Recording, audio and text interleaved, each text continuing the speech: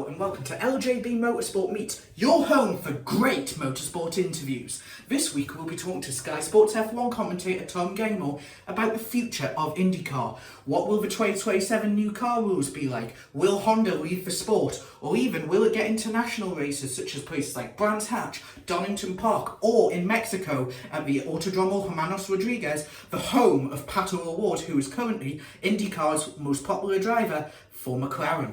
So what is IndyCar? Well, it's an American single-seater series where they race around street courses, road courses, and ovals. It's famous for hosting the Indy 500 at the infamous Indianapolis Motor Speedway. They are also famous for having all the same Dallara chassis and using Honda and Chevrolet engines. You might have heard of drivers like Christian Lundgaard, Pato O'Ward, Will Power or Scott Dixon who drive in the series. There are also teams like Penske, McLaren, Rahal Letterman Lanigan, or even the brand new team for the 2025, Prema. The championship in the UK is broadcasted on Sky Sports F1 using the American Fox Sports coverage. It is a great championship, and today I am proud to introduce you Tom Gaymor. Okay. So, IndyCar, where do you think it should go in terms of an international expansion? Because obviously you've got the talk with Mexico potentially happening, or even bringing it to the UK or something like that. Yeah, so I think it's a really good question, and I know that IndyCar themselves are really keen to continue to grow the audience. The big question mark lies around sustainability and affordability. So what I mean by that is after the COVID era, the challenges that brought for certain sports, championships, businesses, industries, the resilience was very much eroded out of those organizations. So IndyCar have had to be very mindful about escalating costs, about growing the sport too quickly. And we've seen the discussions around the hybrid unit, the new car in 2027, that kind of stuff, and IndyCar being very mindful about passing unsustainable costs onto teams. And with the way the current economy is, they've, I think, been very disciplined, because the real challenge is to run before you can walk, and then you sail into really big problems and essentially sink the championship. So I think, the question marks for me are around sustainability and affordability. We'd love to have events here in Europe like we've seen the NFL. I think the NFL have a fantastic model, but they've got more resilience in their model than IndyCar have at the moment. So I think the logical progression is to carry on doing what they've done in America with the Fox deal. That's a great platform and opportunity to grow the audience, bring more sponsorship and resilience into the championship. Then you can piggyback off the back of Pato O'Ward's success and get into Mexico and try and build into that. The Mexican fans are wonderful, whether or not it's Formula One, whether or not it's Formula E, they pack out that circuit and they're really passionate about motorsport. So I think Mexico would be a great space to be in because of Pato.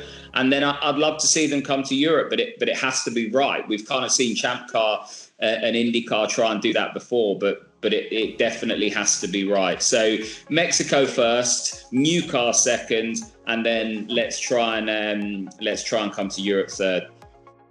If they were to bring it to the Europe and the UK specifically, I don't know about you, but in my mind, I feel either Brands Hatch or Donington Park would work as a sort of best circuits. Where do you feel would be the sort of ideal venue for IndyCar and its product to be showcased at its best? Well, when Champ Car were here and they raced around the Brands Hatch circuit, I was actually racing that weekend in one of the support categories. And that's pretty cool. Yeah, there was such a wonderful buzz around having the sort of American circus, if you like, in town, and just seeing big gnarly cars and the speed that they were able to sort of navigate that Indy circuit was quite phenomenal. I mean, obviously they needed to be on the Grand Prix circuit in my opinion, but that was just a bridge too far for them. But it was great to see them here. And, you know, Donington and Brands Grand Prix are two circuits that I particularly like. I think it makes sense to be away from Silverstone because IndyCar doesn't need or doesn't want the comparison with Formula One. It needs to create its own niche, its own space. And, you know, we've seen over the years Donington be a wonderful home for MotoGP and various different things. Well, I mean, it still packs out with World Superbikes. I mean, I went last year and it was like you took a British touring car crowd and just times it by 10.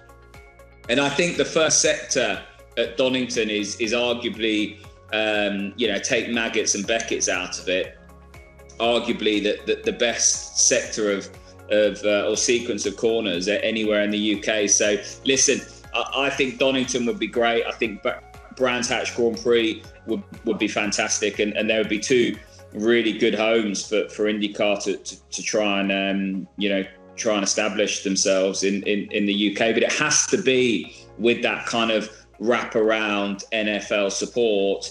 What we see in the UK at the moment, and it's been a bit of a challenge at Silverstone, is just the cost of hosting international championships. You know, we've seen World Endurance kind of move away, we've seen GT racing move away. Yeah, we've got MotoGP and Formula One, but, you know, a lot of the international championships find it hard to make it work in the UK. So, you know, they need to have that sustainability and investment from the mothership, which you see from NFL when they bring their championships over to Wembley and Tottenham. Well, the thing is, with, like you said about Silverstone, is if IndyCar needs to be away from Silverstone, in my opinion, because, for example, your first event, to really make Silverstone look good, you need to fill it. Yes. And IndyCar could not fill Silverstone, but they could fill a Donington or fill a Brands. And like you said, with the Brands Hatch first sector, that's reminiscent of a lot of American tracks like Road America, or actually, come to think of it, Road Atlanta. That first section is quite Road Atlanta-y. Brands GP is like a mid-Ohio. You know, you know what, you're right. It's forest, it's short, it's feisty, it's in a forest setting. You are very right about it being like mid-Ohio. Right, another one is Honda. The reason, obviously, they brought in the hybrid was to try and keep Honda on board and keep Honda interested. What else do you think they could do to prevent Honda from leaving or Chevy from leaving? Because obviously, if Honda leave, it goes down to a single engine provided by Ilmor. Or if Chevy go, Honda probably won't do anything, and then they'll be engineless. So what do you think the series should do to prevent both Honda and Chevy from leaving? I think the two key things for me there are stability and cost. So stability around the certainty of where the championship's going. And IndyCar's not that unique in having this discussion at the moment. You're seeing it in Formula One, you know, whether or not they go back to the V10s. You're seeing it in World Rally. BTCC's just dropped the hybrid. There's a real sort of ethical challenge around where we need to be going. And manufacturers are involved in motorsport because they want to take some of that technology back to road cars, and motorsport's a great way to offset that research and development, speed up that research and development, but essentially cover the cost through sponsorship. Now, it needs to be relevant in terms of their sort of ethical direction, but it also needs to be sustainable in terms of cost for the teams and therefore. So I think, you know, to keep Honda involved, that we need a really clear pathway of where we're going and how much it will cost. And that's the only real thing that will keep them at the table. If there's uncertainties of whether or not the new car's 26, 27, where the new engine's coming, will it be hybrid, won't it be hybrid? You know, uncertainty spells disaster for investors, spells disaster for decision makers. Too much risk around uncertainty. So we need real stability and clarity over direction, long-term plan, and we need to keep the costs. You know, the current global economy does not allow for escalating costs. And Honda, you know, we've seen them streamline their business in the US. You know, they are mindful about global costs and the global economy. Just Donald Trump's tariffs at the moment. I was going to say that's an even more pressing issue, because obviously Honda, even though it's HRC US who build the engines, a lot of decisions obviously come from Honda Japan. And if they're shipping cars to the US and paying tariffs on there and it's increasing their costs, are they going to be seen throwing money at the US market with their Acura hypercar program, IndyCar program? And exactly. The politics can't be ignored. The tariff issue has just thrown in the last few days another real problematic card into the pack. That needs to be involved in the discussion as going on. IndyCar needs to watch what the manufacturers do with the tariff issue before they start going around to go to Stellantis or Toyota or whoever and ask them, could you shell out the money for an engine? Because if you're not selling cars in the US, what's the point advertising in the US? Yeah, well, it's their biggest market. That's why they're there. But will it continue to be their biggest market? Because, tariffs are going to be a real headache for everyone. So that's just a new discussion that's kind of entered the sort of room over the last 72 hours. So you can't escape those politics, and the politics there are fast moving. So yeah, interesting space. A lot of uncertainty. For me, you absolutely need at least 2 minimum engine manufacturers. So I'm desperate for them to stay, desperate for the championship, and I'm sure Roger Penske and IndyCar will be working really hard with the decision makers to try and make that happen. But the fact is, you could almost argue that it needs more than 2 now, because Honda and Chevy are stretched. I mean, look at Catherine Legg. She had an engine sorted and all that, but she's missed out on a chassis. And there's people who want to do the 500, but Honda and Chevy are stretched in terms of engines. You've just brought in Prema, so that's another team begging for 2 engines. So what you need is really a third partner now. And again, going back to the tariffs, that has probably wrecked all chance of a Toyota or even a Ferrari or anyone thinking of building an engine, because America, all of a sudden, is not a market you want to be in. Yeah, and obviously the landscape's slightly changed now in terms of the global market and the tariffs, but it has been doable, because you look at the interest in IMSA at the moment regarding manufacturers. So the manufacturers are in the American market, or were in the American market. Yeah. We just need to try and get them into IndyCar. That's what I'm totally agree with you. It is just now whether these manufacturers want to be in the American market and pay those tariffs. I mean, if they're looking for an American company, hello, Ford, that's run by a motorsport fan, someone who has passion. He's ploughing money into Formula One. He's ploughing money into, IMSA. Yeah. So, I mean, that should be who Penske chase. They should try and get Jim Farley in a room and say, you are building a Formula One V6. Come to IndyCar and use some of that technology to help us build a V6. Yeah. Surely Ford is the answer. Anyways, going towards new ideas and new things, what would you like to see from the 2027 car rules? Because obviously what's been leaked so far is what I like to call a bit of a Tipex job. They've just rubbed out a few bits on the old chassis, added new bits in, and not really been as radical as the fans like me want. Yeah, I think, and I had a really good chat with Tino Belli about this, who's kind of leading on the new car project at the moment, and it was really interesting actually getting his take on maybe certain aspects that not that I'd overlooked, but I hadn't thought of primarily, and one of those is actually where he starts from is obviously performance, but the major pillar that they look at is safety. So he has to look at how the car will behave when it reaches a certain angle in terms of the ovals, if air gets underneath it, that kind of thing. So a lot of his design in terms of what the car looks like aerodynamically is centered around those 2 pillars. Whereas, we've seen the Red Bull concept car and this and that and various different things put out there in terms of what we'd like. But it's for him, they have weekly meetings regarding the new car at the moment. They're heavily invested in it at IndyCar with Dallara, but they also do then have that sort of aesthetics meeting. So where he will go to a meeting and take what he sees as the performance elements, the safety elements, and how they marry together, and then try and marry that to the sort of creatives in terms of what it'll look like aesthetically.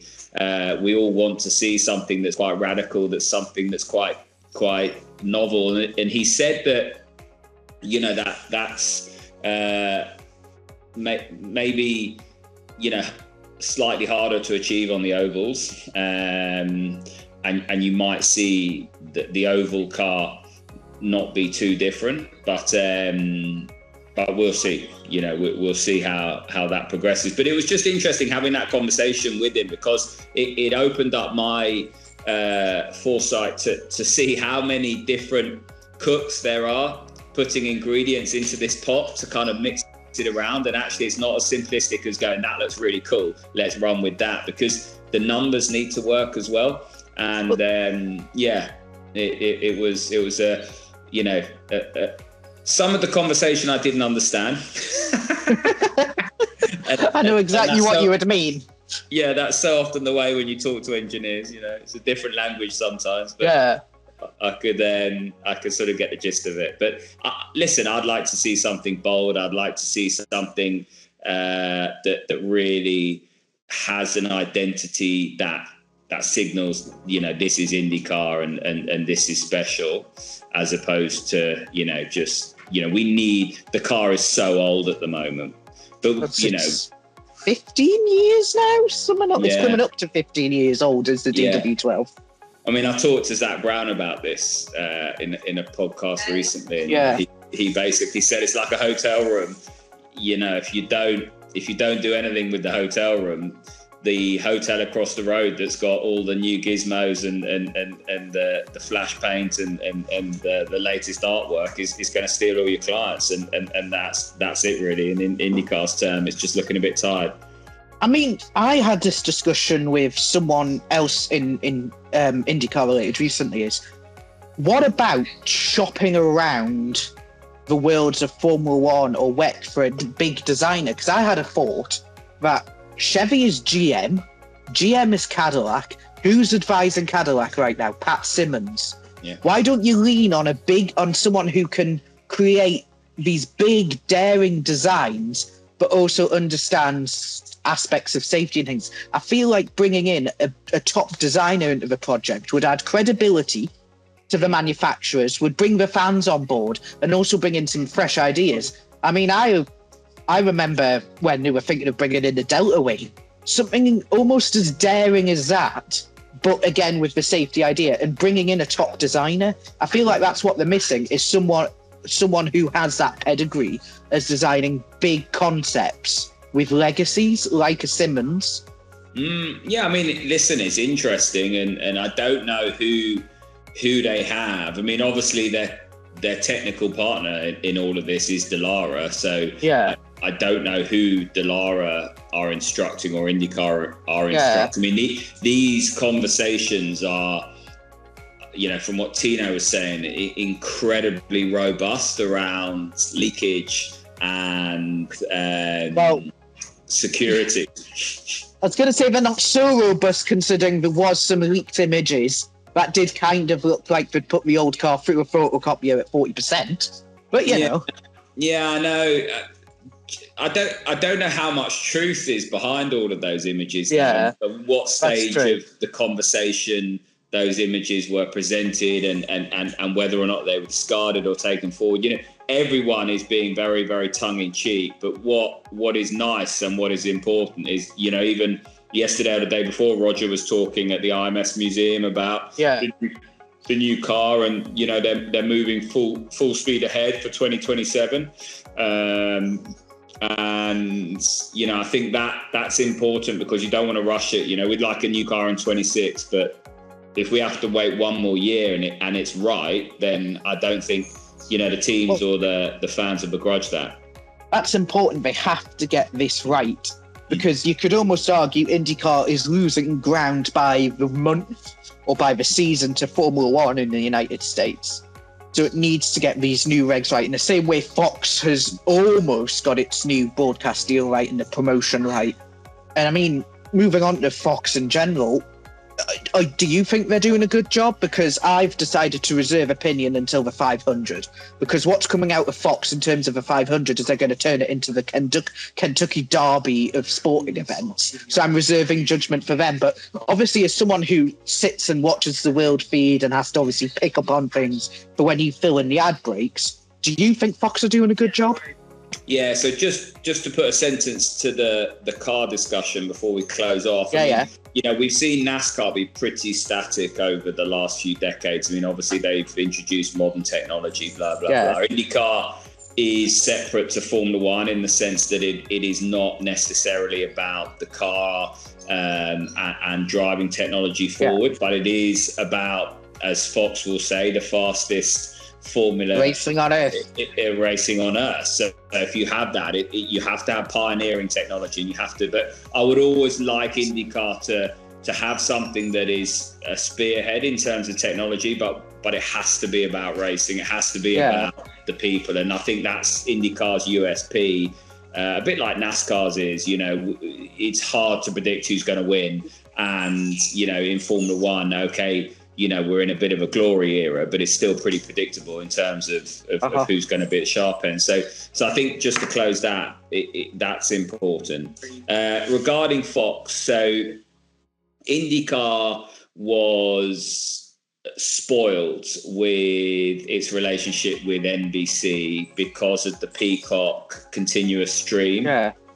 And because of that Peacock continuous stream, what we saw in practice and qualifying was exactly that, a continuous stream where the broadcasters could get into conversation. It was very much test match special. You know, they'd be talking about things and, you know, shedding quite a lot of light on the situation. Now, very late in the day, it was actually Thursday before St. Pete, were told as international broadcasters that we wouldn't have that continuous feed. So Thursday, when practice starts on Friday, is quite late in the day. So it left the international broadcasters, and Sky's one of those, in a really difficult situation, because IndyCar only produces an international feed in terms of the vision, the pictures. It doesn't produce an international feed in terms of the sound and the language. So Sky, for example, and whether or not it's Australia or whoever, or Italy or Germany, Sky Italy or Germany take the international feed, were left with that predicament where they were not going to have continuous voice through the practice and qualifying sessions, which meant that the product was less than what we've had in recent years. So that meant we got off to a bit of a sticky start. IndyCar also were underprepared, and this is, you know, from their, you know, in their own, you know, words, around, I won't say underprepared, but the relationship's a very new relationship. So that working relationship needs to work through the sort of creases, the cracks, cross the T's, dot the I's. So there was a lot of uncertainty and a lot of unknowns because they hadn't had a practice broadcast in the testing that, say, Formula One does when they go to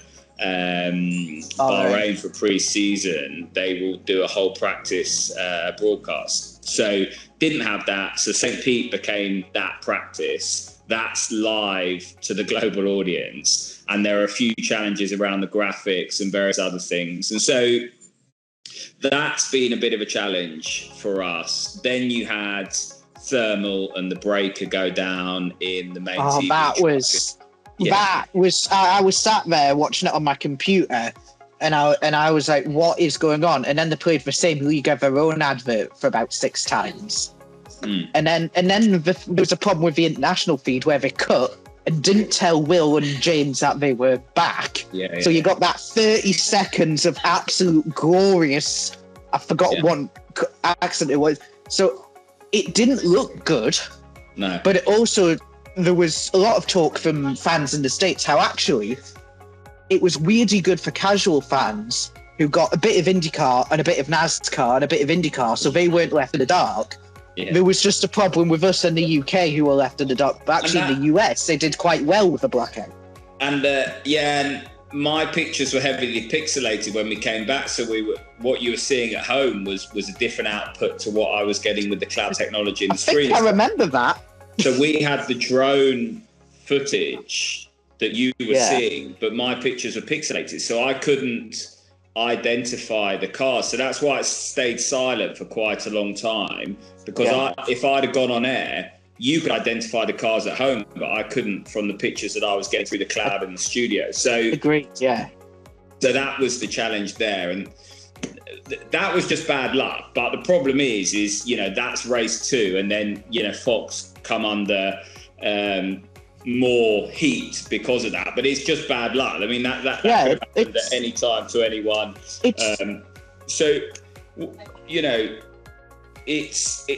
You're correct to reserve judgment, because at the moment they're working through a few teething issues on the international broadcast. I think as a whole, though, Fox, they've brought something different. They're doing it their way. The graphics are fairly innovative. IndyCar and Sky and all the broadcasters are working really hard to support each other, to try and make this learning journey slightly quicker. And by Long Beach, we're already trialing new things for the future in terms of that working relationship. So it's a moving space behind the scenes, working really quickly, just to make sure that we have all of our ducks in a line, so to speak. From my perspective, I think Fox are doing a great job. I think Hinch and T-Bell are great. Will brings a new angle, big shoes to fill. Lee Diffie, one of the more iconic race callers in America. Lee is huge in terms of his footprint, but his ability. He's a fantastic broadcaster. So Will has big shoes to fill. He hasn't commentated for a while, and he's doing a good job. It'll be really interesting to see what their Indy 500 build-up's like, as you say, because they've purposely cut away from the invocation and the anthem and some of the build-up that we've been accustomed to over the years. If they personally, for me, they have to get the Indy 500 pre-race right. If they skip over Back Home Again in Indiana and all of that music, I will be very upset, because for some reason every year I treat that as the big moment. Sorry. Yeah, they're gonna have that. I've spoken to Will about that. So but I mean, the thing is with Will is what was right for me is practice 1.